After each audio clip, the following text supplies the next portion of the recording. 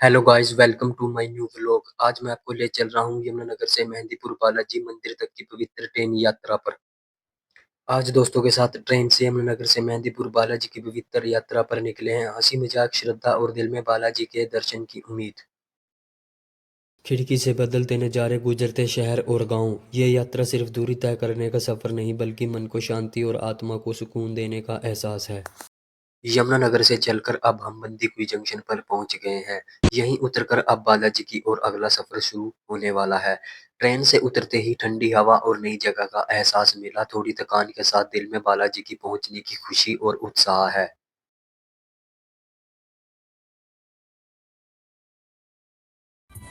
अब हम बंदीकुई जंक्शन से गाड़ी में बैठकर बालाजी की ओर निकल पड़े हैं। आधी रात की खामोशी, सुनसान सड़कें और गाड़ी में बजते राजस्थानी भजन, दोस्तों के साथ सफर और भी भक्तिमय हो गया है।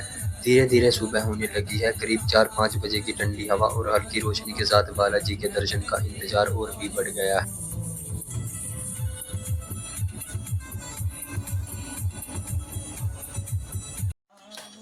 रात की लंबी यात्रा के बाद हम अपने कमरे में पहुंचे, थोड़ा आराम किया, फिर फ्रेश होकर तैयार हुए और भजन शुरू किया। कमरे में भजन की धुन गूंज रही थी, बाहर सुबह की हल्की रोशनी फैलने लगी थी। मन को सुकून मिला, दिल में शांति उतरी और सारी थकान जैसे खुद ब खुद दूर हो गई।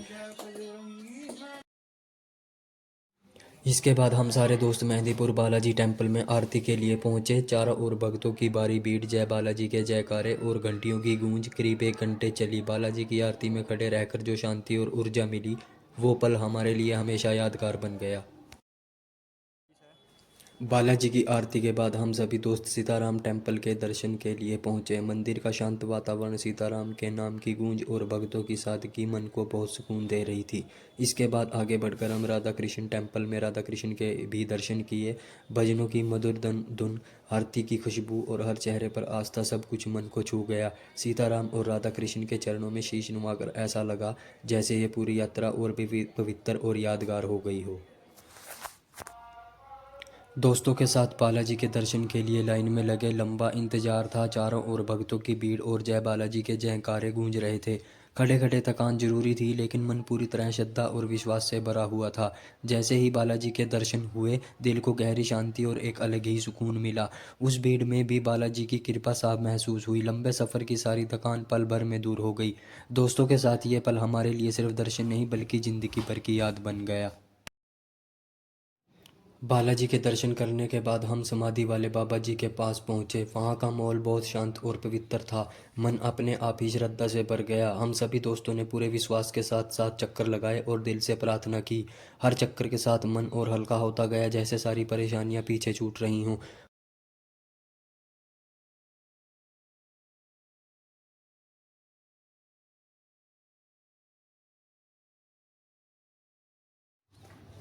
इसके बाद हम सभी दोस्त ई रिक्शा में बैठकर अंजनी माता के टेम्पल दर्शन के लिए निकल पड़े। संकरी गलियों से गुजरती सवारी, रास्ते में भक्तों की आवाज़ें और मन में आस्था।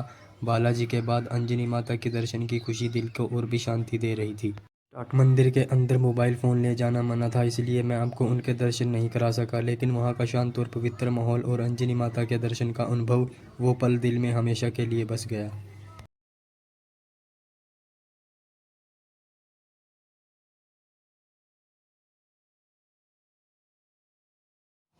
इसके बाद हमने बालाजी की ऊंची मूर्ति के दर्शन किए। यह मूर्ति करीब 100 फीट के आसपास ऊंची मानी जाती है और दूर से ही नजर आने लगती है।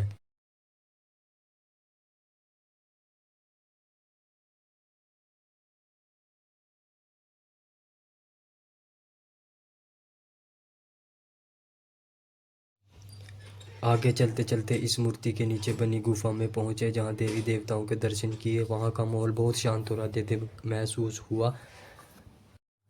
यह गुफा अंजनी माता से जुड़ी मानी जाती है, जो ऊंची बालाजी की मूर्ति के नीचे बनी हुई है, जहां देवी देवताओं के दर्शन कराए जाते हैं।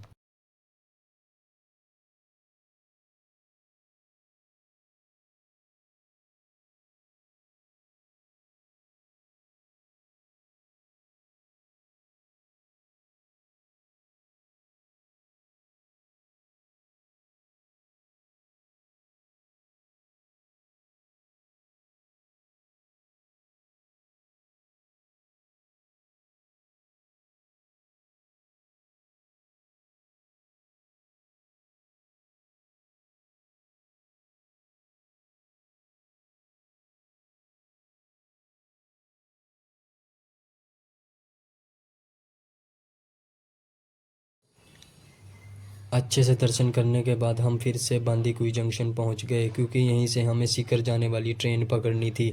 बालाजी के दर्शन के साथ यह चरण पूरा हुआ और अब अगली यात्रा की तैयारी शुरू हो गई। अब हम सीकर जंक्शन पर पहुंच गए हैं। यहाँ तक कि ट्रेन यात्रा में हमें करीब 3 घंटे लगे, लेकिन सफ़र आरामदायक और यादगार रहा। लंबे सफ़र के बाद स्टेशन की रौनक और यात्राओं की हलचल अलग ही नज़र आ रही है। अब यहाँ से हमें सलासर बालाजी के लिए बस लेनी है। थकान जरूर है, लेकिन दिल में उत्साह और श्रद्धा बनी हुई है, क्योंकि अगली पवित्र यात्रा हमारा इंतजार कर रही है।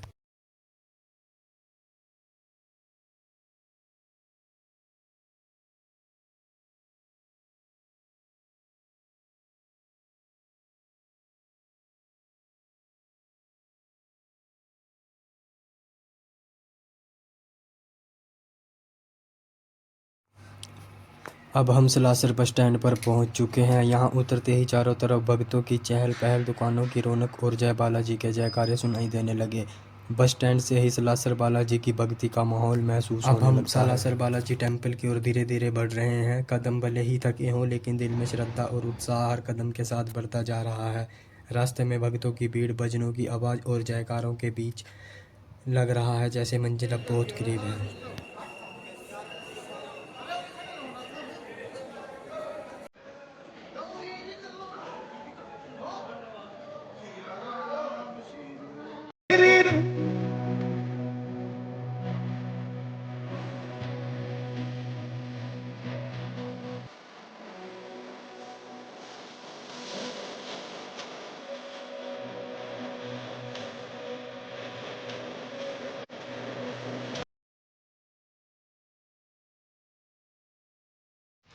दर्शन करने के बाद हम सभी दोस्तों ने मिलकर दूध का आनंद लिया। थकान तो थी, लेकिन साथ में मस्ती, एक दूसरे से मजाक और हंसी के बीच सब कुछ भूल गए।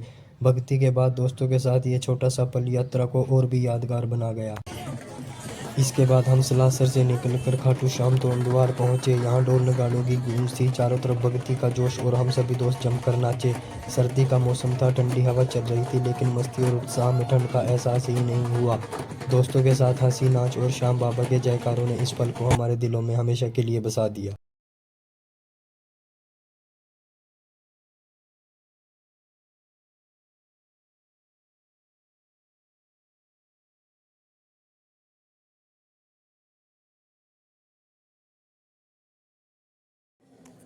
इसके बाद हमने खाटू श्याम मंदिर के दर्शन के लिए लाइन में लगना शुरू किया। यहाँ ज़्यादा भीड़ नहीं थी, इसलिए हम सभी दोस्त काफ़ी कंफर्टेबल महसूस कर रहे थे। चारों तरफ भक्ति का माहौल था और हम जय श्री श्याम के नारे लगाते हुए धीरे धीरे आगे बढ़ रहे थे। हर कदम के साथ श्याम बाबा के दर्शन की खुशी और उत्साह बढ़ता जा रहा था।